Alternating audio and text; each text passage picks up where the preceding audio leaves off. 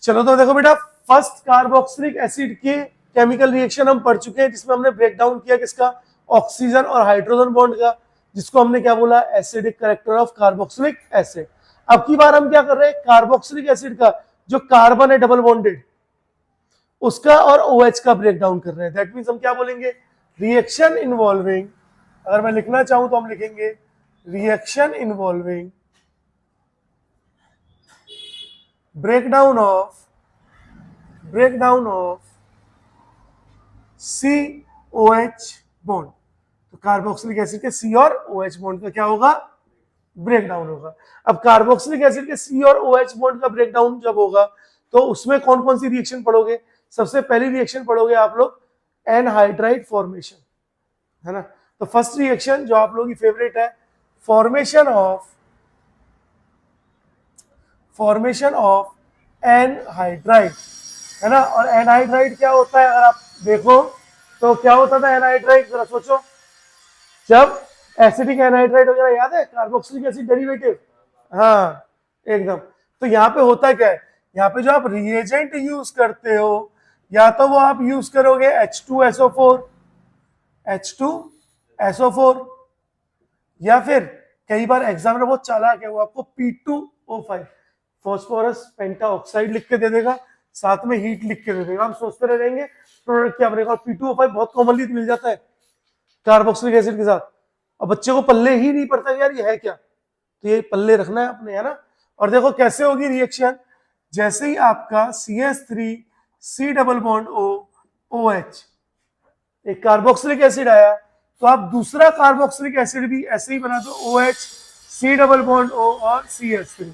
जैसे ही आपने इसको बनाया तो होगा क्या, जैसे ही आप P2O5 स्लैश हीट को यूज करोगे तो ये यहां से रिमूव करेगा वाटर। क्या रिमूव करेगा, वाटर। देखो जरा ध्यान से, अगर मैं इस पॉइंट की बात करूं तो इस पॉइंट पे क्या कार्बन और OH के बीच का बॉन्ड टूट रहा है, तो एक का ही टूटता है, दोनों का नहीं टूटता है भाई, याद रखना, ठीक है। कि हम क्लीवेज या ब्रेकडाउन ऑफ COH बॉन्ड की बात कर रहे हैं ना, तो ब्रेकडाउन या क्लीवेज ऑफ CH बॉन्ड यही है ना। और अब देखो क्या बनेगा आपका compound, CH3C double bond O और C डबल बॉन्ड O और CH3। दैट मीन्स क्या बना, एसिड एनहाइड्राइड, एसिड एनहाइड्राइड का हो गया बेटा आपका फॉर्मेशन। बोलो है आसान। The second reaction is esterification reaction. यहां से क्वेश्चन आता है कंपटीशन में, यहां से क्वेश्चन आता है। तो हम सेकेंड रिएक्शन किसकी बात कर रहे हैं, सेकेंड रिएक्शन हम लोग बात कर रहे हैं esterification reaction. Esterification RIFICATION, esterification reaction. और देखो एस्टरिफिकेशन रिएक्शन में क्या होगा, सबको पता है एस्टर का फॉर्मेशन होता है, लेकिन और क्या क्या याद रखना है, ध्यान से देखो। आपका एक कार्बोक्सिलिक एसिड है CH3C डबल बॉन्ड O और OH, प्लस इसके साथ आप यूज करते हो अल्कोहल C2H5OH, और जब इसको H2SO4 की प्रेजेंस में आप फिर से ट्रीट करोगे तो होगा डिहाइड्रेशन। क्या होगा, डिहाइड्रेशन, यानी वाटर का क्या होगा, substitute removal, elimination of water. अब याद क्या रखना है कि भैया कार्बोक्सिलिक एसिड से OH ग्रुप जाता है जब वाटर निकलता है, और यहां से C2H5 अल्कोहल से कौन जाता है, H जाता है। तो याद रखना कार्बोक्सिलिक एसिड का OH ग्रुप हटाना हमेशा, है ना, क्योंकि एग्जाम में क्वेश्चन देता है। तो आपका प्रोडक्ट क्या बना, CH3C डबल बॉन्ड O और O C2H5। अब पहचान करने के लिए मैंने यहां लिख दिया कि ऑक्सीजन जो है ना ये O18 आइसोटोप है। कौन सा है, O18, जबकि O16 था, ये वाला क्या है O16। तो यहाँ पे जो ऑक्सीजन आएगा वो कौन सा आएगा, O18 वाला ऑक्सीजन आएगा, O16 वाला नहीं। समझ पा रहे हो। दूसरी चीज, जो एस्टरिफिकेशन रिएक्शन का रेट होता है या रिएक्टिविटी होती है वो इनवर्सली प्रोपोर्शनल होती है स्टेरिक हिंड्रेंस के। जितनी हिंड्रेंस ज्यादा होगी ना उतनी रिएक्टिविटी कम होगी। दैट मीन्स अगर हम बात करें reactivity of carboxylic acid and alcohol towards esterification, esterification, तो वो क्या होती है, वो इनवर्सली प्रोपोर्शनल होती है किसके, स्टेरिक हिंड्रेंस के, है ना। यहीं से क्वेश्चन पूछता है एग्जामिनर, जैसे ऐसे हो गया, आपको क्वेश्चन एग्जामिनर ने दिया, एग्जामिनर बोल रहा है कि देखो भाई आपका क्वेश्चन है when acetic acid is react with the following alcohols,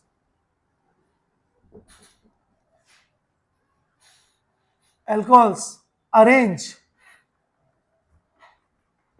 the alcohols in their reactivity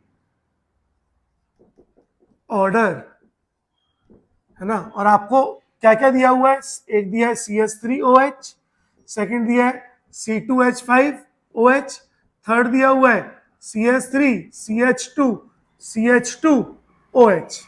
अब बोला कि बताओ भैया किसका रिएक्टिविटी ऑर्डर सबसे ज्यादा होगा, तो जिसमें सबसे कम स्टेरिक हिंड्रेंस होगी, है ना। तो क्या होगा, first then second and then third reactivity order. Same यहीं पे एक और एग्जांपल दे दे, ये ए था मान लो, बी CH3CH2CH2OH, CH3CHOH और CH3, और CH3COH, CH3 और CH3। बोलो कौन से अल्कोहल का रिएक्टिविटी ऑर्डर सबसे ज्यादा, फर्स्ट सेकंड थर्ड, फर्स्ट वाले का। क्यों, क्योंकि फर्स्ट में स्टेरिक हिंड्रेंस कम है और थर्ड में सबसे ज्यादा है स्टेरिक हिंड्रेंस। बोलो समझ पाए, तो यही क्या है हमारी बेटा, एस्टेरिफिकेशन रिएक्शन।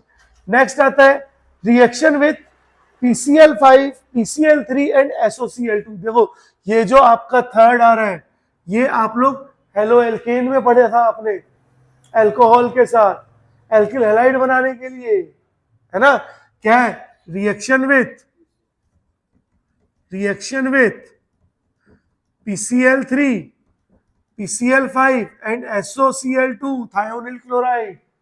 और बच्चों को ये वाली रिएक्शन कभी याद नहीं रहती, बच्चों को PCl3, PCl5 और SOCl2 से जो रिएक्शन याद रहती है वो रहती है अल्कोहल की रिएक्शन, जिसमें एल्किल हैलाइड बनता है। याद है अल्कोहल से SOCl2 की रिएक्शन करा रहे थे, बेस्ट प्रिपरेशन मेथड था एल्किल हैलाइड के फॉर्मेशन का, क्योंकि HCl को पायरिडीन बेस एब्जॉर्ब कर ले रहा था, SO2 गैस हवा में उड़ जा रही थी, समझ आ रहा है। तो बच्चों के दिमाग में वही रहता है, ये बच्चों के दिमाग में रहता ही नहीं। तो यहाँ होगा कुछ नहीं, देखो अगर आपके पास है CH3C डबल बॉन्ड OH, एक और लिख देते हैं CH3C डबल बॉन्ड OH, और एक और लिख देते हैं CH3C डबल बॉन्ड OH। तो जैसे ही आप PCl3 से रिएक्ट कराओगे तो क्या होगा, OH को हटा दिया जाएगा और क्या बन जाएगा, CH3C डबल बॉन्ड OCl, यानी एसाइल हैलाइड बनाते हैं, है ना। तो एसाइल हैलाइड की प्रिपरेशन मेथड हो गया ये। सेम यहाँ पे भी क्या होगा, आप PCl5 ले लो तब भी क्या होगा, सेम कंपाउंड बनेगा, देखो Cl। आप SOCl2 ले लो थायोनिल क्लोराइड, तब भी प्रोडक्ट क्या बनेगा, ClCl। देखो हर जगह कौन बन रहा है, एसाइल हैलाइड बन रहा है। तो यही तो मुन्ना जानने वाली बात है, समझ आया। अब अंतर क्या है, साइड प्रोडक्ट क्या क्या बन रहे हैं। अगर आप PCl3 यूज करते हो तो आपका साइड प्रोडक्ट बनता है S3PO3, लेकिन आप PCl5 यूज करोगे तो आपका HCl निकलेगा और साथ में PCl3 निकल जाएगा। और अगर आप SOCl2 को यूज करोगे तो आपका SO2 गैस अगेन और HCl ये निकलेगा। क्या चीज बताओ है,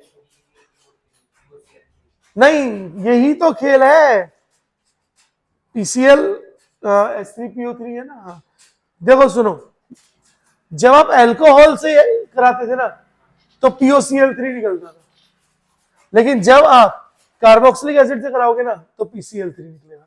बोलो ये बात समझ आ रही है, कर पाओगे। अब PCl5 के साथ आप रिएक्शन करा चुके हो, नेक्स्ट हम पढ़ेंगे रिएक्शन विथ अमोनिया।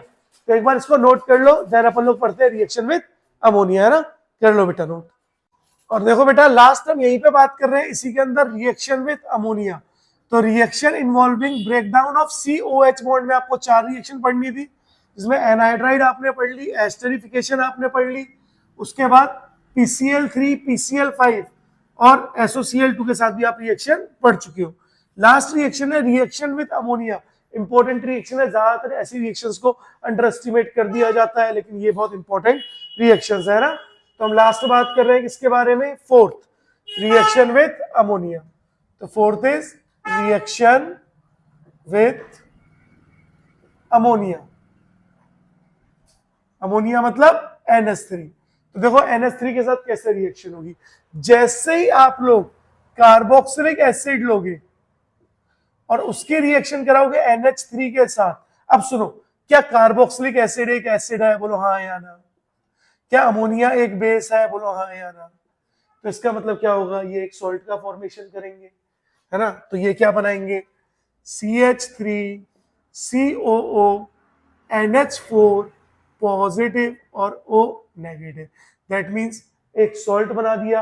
आप क्या बोल सकते हो, ammonium salt of carboxylic acid, या इसी को बोलते हैं अमोनियम एसीटेट। क्या बोलते हैं, अमोनियम एसीटेट। तो द अमोनियम एसीटेट, क्योंकि एसिटिक एसिड है इसलिए एसीटेट। प्रोपेनोइक एसिड होता तो प्रोपेनेट। अच्छा एसिटिक एसिड है लेकिन इसको इथेनोइक एसिड भी तो बोलते हैं, तो अमोनियम इथोनेट भी बोल सकते हैं इसको, कोई फर्क नहीं पड़ता, कंफ्यूज मत होना। और जैसे ही आप इसको हीट करोगे माइनस हो जाएगा पानी। अब पानी माइनस होगा तो कैसे माइनस होगा, यहां से एक ऑक्सीजन जाएगा और 2 कौन जाएंगे, हाइड्रोजन। और क्या बच जाएगा, CH3 C double bond O, एक ऑक्सीजन बच गया, एक चला गया, और NH2। बोलो क्या है ये, अमाइड। और एसिटिक एसिड से बनाए तो एसिटामाइड। बोलो पता चल रहा है, आसान है। तो ये बात याद रखनी है बेटा, है ना। ठीक है, ये जो अमोनियम सॉल्ट बना है इसको याद रखना कि भैया अमोनियम सॉल्ट कैसे बन रहा है। ठीक है, अच्छा देखो अगर मैं एक क्वेश्चन आपको दूं, जैसे मेरा क्वेश्चन है आपके पास COOH एंड COOH, और मैं क्या कर रहा हूं, इसमें रिएक्ट करा रहा हूं अमोनिया के साथ, तो इसका क्या नाम है, phthalic acid. This is phthalic acid. अब जैसे आप अमोनिया की रिएक्शन कराओगे तो अमोनिया जो है वो थैलिक एसिड के दोनों COOH ग्रुप से जुड़ के क्या बना देगी, आयन बना देगा। बोलो हाँ या ना, COO नेगेटिव NH4 पॉजिटिव। और जैसे ही आप फर्दर इसको हीट करोगे तो फिर से क्या होगा, माइनस हो जाएगा कौन, पानी, और क्या बनेगा CO NH2। ऐसे लिख दूं, C double bond O NH2, और यहां पे भी क्या लिखोगे, C double bond O NH2, है ना। ठीक है, तो ये क्या बन गया, थैलामाइड बन गया। ये क्या है, थैलामाइड है, थैलामाइड है। लेकिन अगर आपने रिएक्शन ही रुक जाएगी, लेकिन अगर एग्जामिनर ने बोल दिया ना कि वो इसको स्ट्रॉन्ग हीट कर रहा है, स्ट्रॉन्ग हीट कर रहा है, तो अगर उसको स्ट्रॉन्ग हीट करेगा ना तो यहां से माइनस हो जाएगा NH3, यानी एक हाइड्रोजन जाएगा, एक नाइट्रोजन और 2 हाइड्रोजन यहां से, और NH3 से C double bond O, C double bond O और NH, है ना। ये बेटा ये थैलामाइड नहीं है, ये है थैलामाइड। मैंने गलती से वो थैलामाइड लिख दिया, है ना। तो थैलामाइड दिख रहा है, तो आप थैलामाइड को यहां से बना सकते हो, जिसको आप लोग आगे पढ़ोगे Gabriel phthalimide synthesis reaction with amine में। तो जहां पे भी आप अमोनिया डेरिवेटिव यूज कर रहे हैं ना, और अमाइड या अमीन बना रहे हैं, वो सारी रिएक्शन आप अगेन अमीन चैप्टर में पढ़ने वाले हो, जो 1-2 दिन में स्टार्ट हो जाएगा। बोलो क्लियर है, शाबाश।